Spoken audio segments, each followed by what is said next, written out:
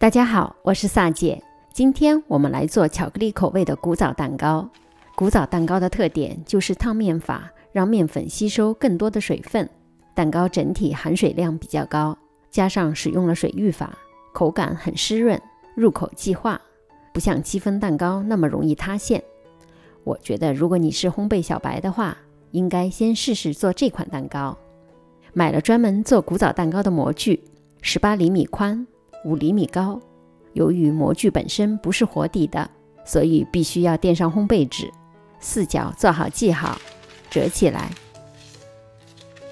按着印痕四边剪一刀，两侧纸的高度要高出模具边缘3到4公分，方便到时候一提就可以脱模。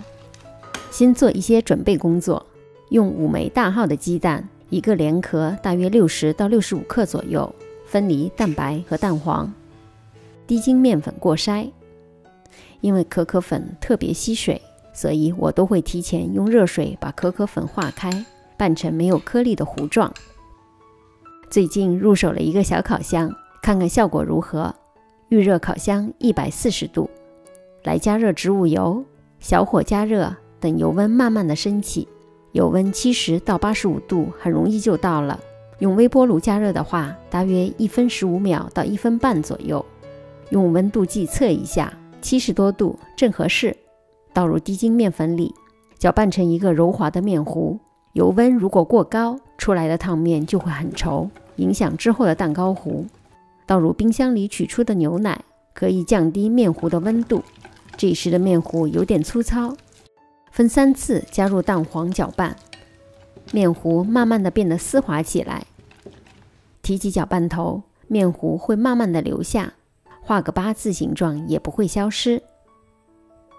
最后倒入可可糊，搅拌均匀之后，放入冰箱里冷藏10分钟。想要古早蛋糕完全不开裂，一是蛋白打发要恰到好处，2是要非常了解自家烤箱的温度。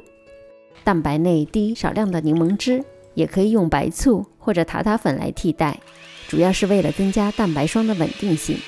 先中高速将蛋白打发成较粗的泡泡，加入1/3的细砂糖，继续中高速打发，直到开始出现比较大的纹路，再加入1/3的细砂糖，中速搅拌，直到纹路开始变得稍微细腻一点。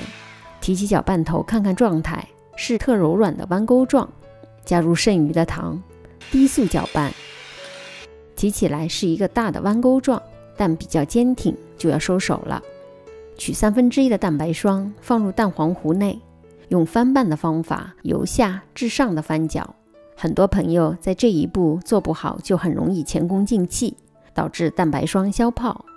其实就是用刮刀或者蛋抽由底部往上提，然后翻转往下翻搅，有点像一个直立的 O 型。这样的方法能快速的将蛋白霜和蛋黄糊混合。搅拌好之后，直接倒入剩余的蛋白霜里，用同样的方法继续搅拌，直到见不到一丝白色的蛋白霜。蘸一点蛋糕糊，固定两侧的烘焙纸。倒入蛋糕糊的时候，应该像丝绸一样顺滑，8分满。轻震几下模具，去除蛋糕糊里的小气泡，也可以用牙签划几圈，让表面更平整。将烤模放入一个大烤盘里，加450毫升左右的水，大约2厘米多高。因为烤制的时间比较长，水如果太少，后期烤箱的温度就会升高，导致蛋糕容易开裂。放入烤箱的下层，140度先烘烤大约60分钟。用水浴法烤制，我用温度计测了一下，烤箱的温度应该是在100到110度之间，这样才能保证表面不开裂。我这边也唠叨几句，为什么蛋糕表面会开裂呢？当外侧的温度比内侧高，受热快，外侧就会先形成一层膜，而内侧逐渐升温开始膨胀的时候，里面的热气是需要释放的。如果顶部表面已经形成硬膜，就会破顶而出，造成开裂。所以明白了原理之后，我们就知道不能让顶部受热太快。如果你的烤箱可以上下火分开调节，最好是上火120度，下火140度。烤的期间，随时观察蛋糕上色和膨胀的情况，然后对温度进行调整。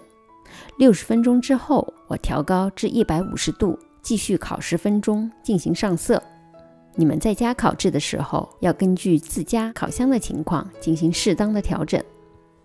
出炉啦，非常的漂亮，完全没有开裂，脱模散热，真是又软又抖臀。